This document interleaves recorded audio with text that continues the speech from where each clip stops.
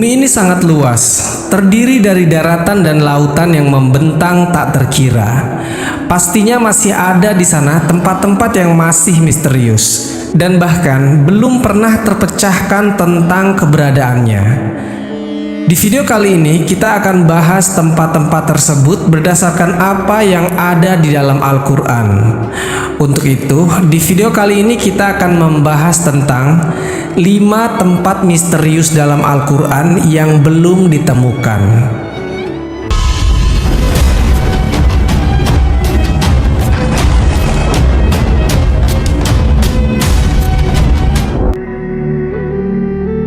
Assalamualaikum warahmatullahi wabarakatuh. Sobat Jazirah Ilmu yang dimuliakan Allah, semoga kita selalu dalam keadaan sehat walafiat. Amin ya rabbal alamin. Bumi kita memiliki luas sekitar 500 juta kilometer persegi. 70%-nya adalah lautan. Luas daratannya hanya sekitar 149 juta kilometer persegi. Menurut para peneliti, manusia telah 90% menjelajahi daratan, sedangkan lautan hanya sekitar 57,8% saja. Itu berarti masih ada tempat-tempat yang masih belum terjamah oleh manusia. Ini yang menjadi menarik untuk dibahas. Apakah tempat-tempat yang belum terjamah tersebut merupakan salah satu dari tempat yang misterius yang ada di dalam Al-Quran dan hadis?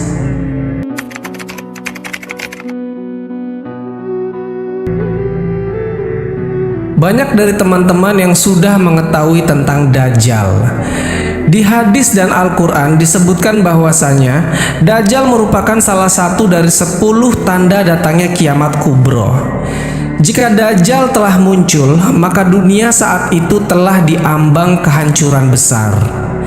Dia dipenjarakan Allah Subhanahu wa Ta'ala di suatu pulau misterius dan dijaga oleh seekor hewan yang bisa berbicara yang bernama Al-Jasasah. Ada hadis Nabi Shallallahu Alaihi Wasallam yang mengungkapkan tentang pulau ini. Namun Nabi Shallallahu Alaihi Wasallam tidak merincikan secara jelas lokasi persisnya berada di mana. Hanya saja Rasulullah menunjukkan arahnya. Dajjal akan keluar dari perkampungan Yahudi Asbahan. Bersamanya ada 70.000 orang Yahudi. Hadis yang diriwayatkan Anas radhiyallahu anhu. Dajjal akan keluar dari bumi di arah timur yang dinamakan dengan Khurasan. Hadis yang diriwayatkan Abu Bakar As-Siddiq radhiyallahu anhu. Artinya secara pasti bahwasanya tempat munculnya Dajjal adalah dari sebelah timur dan tak jauh dari daerah yang bernama Khurasan. Maka di manakah sekarang Khurasan itu berada? Kalau sekarang Khurasan itu terletak di negara Iran sebelah timur. Sekarang nama Khurasan dijadikan sebuah nama provinsi di sana. Namun jauh sebelum itu, sejak abad ketiga Masehi, Khurasan itu adalah suatu wilayah yang luas meliputi Iran, Afghanistan, Tajikistan, Turkmenistan, Kazakhstan, dan Uzbekistan. Sedangkan tentang pulau tempat Dajjal dikurung mungkin saja berada tak jauh dari wilayah itu. Dan banyak tersebar kabar bahwa Dajjal dikurung di salah satu pulau di Yaman yang bernama Socotra. Karena pulau ini benar-benar aneh dan punya hewan dan tumbuhan yang tidak ditemukan di tempat lain selain di pulau Socotra ini. Banyak orang yang mengaitkan tentang pulau Socotra ini sebagai pulau Dajjal. Namun ada pula yang mengatakan Dajjal di segitiga Bermuda. Dan ada beberapa pendapat lain yang menyebutkan tentang di mana pulau Dajjal ini sebenarnya. Tapi kita tidak bisa bahas itu secara rinci karena nanti akan sangat panjang durasi video ini. Intinya adalah sebuah petunjuk bahwasanya tempat Dajjal di penjara adalah di sebuah pulau. Dan satu-satunya orang yang pernah ke pulau itu dan bertemu Dajjal adalah Tamim Ad-Dari yang hidup sezaman dengan Nabi Shallallahu Alaihi Wasallam. Tamim pun tak sengaja bertemu Dajjal karena ketika itu kapalnya terombang-ambing selama 1 bulan dan terdampar di sebuah pulau yang entah ada di mana. Logikanya teman-teman, kejadian Tamim ini tidak pernah terulang lagi dan bahkan sampai saat ini bisa disimpulkan bahwasanya pulau tempat di mana Dajjal dipenjara memiliki lokasi yang tidak biasa, atau bisa juga dibilang dia bukan berada di dimensi manusia, makanya tidak bisa ditemukan.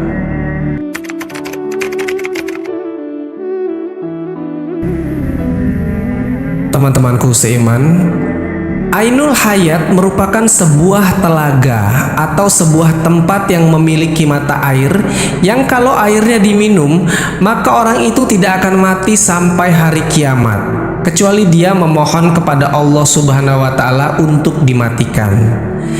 Kisah tentang tempat Ainul Hayat ini berhubungan erat dengan 2 tokoh besar, yaitu Raja Zulkarnain dan penasihatnya yaitu Nabiullah Khidir alaihissalam. Ada sebuah riwayat dari As-Salabi dari Imam Ali. Suatu hari Raja Zulkarnain bertanya kepada malaikat tentang bagaimana ibadahnya malaikat kepada Allah Sang Pencipta.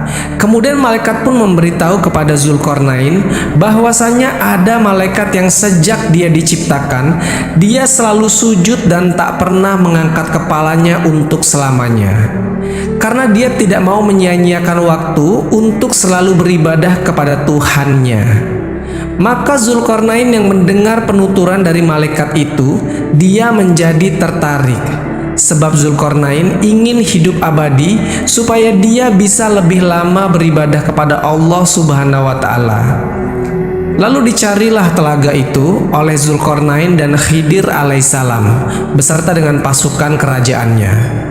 Kemudian mereka menemukannya di tempat terbitnya matahari. Tempat itu digambarkan sebuah tempat yang gelap, namun bukan seperti gelap malam hari, tapi gelap karena ada semacam asap atau kabut tebal. Dan singkat cerita, yang meminum air dari telaga itu hanyalah Nabi Khidir alaihissalam. Zulkarnain tidak meminumnya. Makanya ada khilaf dari para ulama.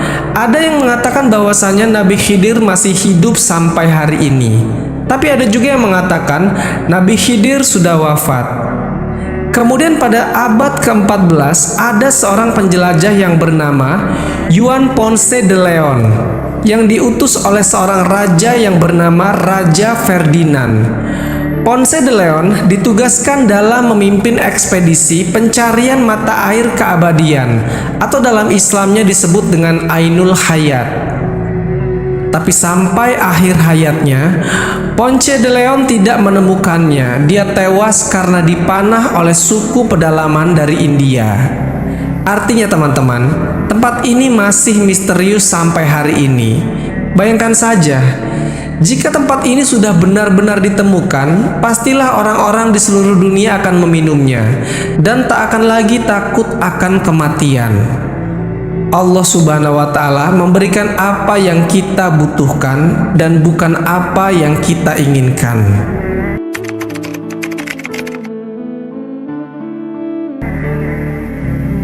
Sobat Jazirah Ilmu yang dimuliakan Allah, ini pernah kita bahas di 2 video di channel ini. Tembok ini ternukil di dalam Al-Quran surat Al-Kahfi dan beberapa hadis sahih. Singkatnya, tembok besi yang dibuat oleh Raja Zulkarnain ini berfungsi untuk mengurung 2 kabilah perusak, yaitu Ya'juj dan Ma'juj. Tembok ini akan runtuh ketika dunia diambang kiamat, dan kaum yang di dalamnya akan melakukan pengerusakan di seluruh dunia. Jumlah kaum ini sangat banyak. Diriwayatkan kalau ada 1 manusia, berarti jumlah Ya'juj dan Ma'jujnya ada 999. Menurut survei pada tahun 2021, penduduk bumi ada 7.888 miliar. Artinya jumlah Ya'juj dan Ma'jujnya adalah 7.888 miliar dikali dengan 999. Pastinya itu jumlah yang luar biasa banyak. Bayangkan teman-teman, kalau mereka semua keluar, pasti bumi ini akan padat dan berdesak-desakan. Dan logikanya, di mana lokasi lubang mereka ini kalau jumlahnya saja begitu besar?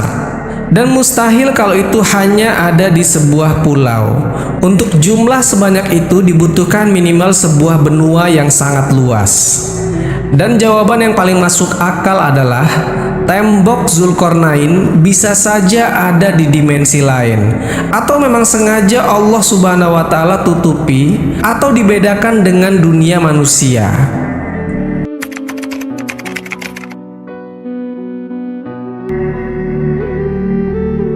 Teman-temanku seiman, tadi kita bicara tentang pulau, telaga, dan tembok misterius. Kali ini tempat yang misterius adalah sebuah gunung. Kisahnya pernah disabdakan Nabi SAW ketika sahabat beliau yang bernama Abdullah ibn Salam tengah bertanya kepada Nabi SAW, "Ya Rasulullah, dengan apa bumi ini bisa tenang?" Nabi SAW bersabda, "Dengan beberapa gunung." Kemudian Abdullah ibn Salam melanjutkan bertanya, "Lalu dengan apa gunung-gunung itu dikokohkan?" Nabi SAW bersabda, "Dengan gunung Qaf yang terbuat dari batu zamrud hijau dan birunya langit." Dan para ahli tafsir mengatakan bahwasanya gunung Qaf merupakan induk semua gunung yang ada di dunia ini. Ada beberapa pendapat mengenai keberadaan gunung Qaf ini. Raja Zulkarnain pernah naik ke gunung ini. Mengenai letaknya, ada di antara Yordania dan Arab Saudi. Namun ada juga berpendapat lain mengatakan letaknya ada di daerah Yaman. Selain itu, ada yang menyebut gunung Qaf berada di suatu daerah sebelum Persia, dekat tembok Ya'juj dan Ma'juj. Gunung Qaf dihuni oleh para rijolul goib dari wali Allah yang berjumlah 70 orang karena menjauhkan diri dari duniawi. Di sisi lain, ada pula yang mengatakan bahwa di dekat gunung goib ini ada sebuah pulau yang bernama Al-Khadr, yaitu tempat bertemunya arus sungai dan laut. Pulau itu dihuni oleh sosok hamba Allah yang soleh yang dikenal sebagai Nabi Khidir alaihissalam. Mengenai lokasi persisnya ada di mana, sampai saat ini pun masih menjadi misteri yang belum terpecahkan atau tidak akan terpecahkan.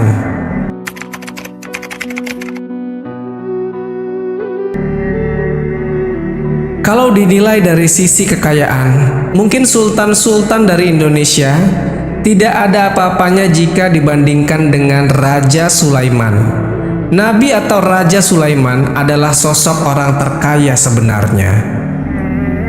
Dia berkata, "Ya Tuhanku, ampunilah aku dan anugerahkanlah kepadaku kerajaan yang tidak dimiliki oleh siapapun setelahku. Sungguh, Engkaulah yang Maha Pemberi." Al-Quran Surat Shad ayat ke-35.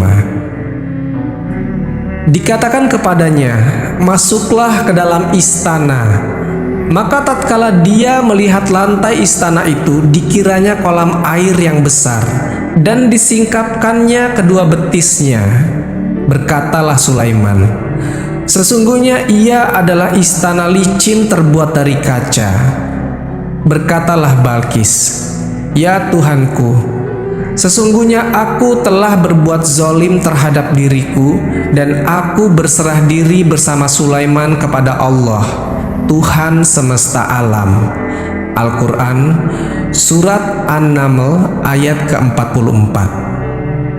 Saking luar biasanya bentuk dari istana ini sampai-sampai ternukil di dalam Al-Quran.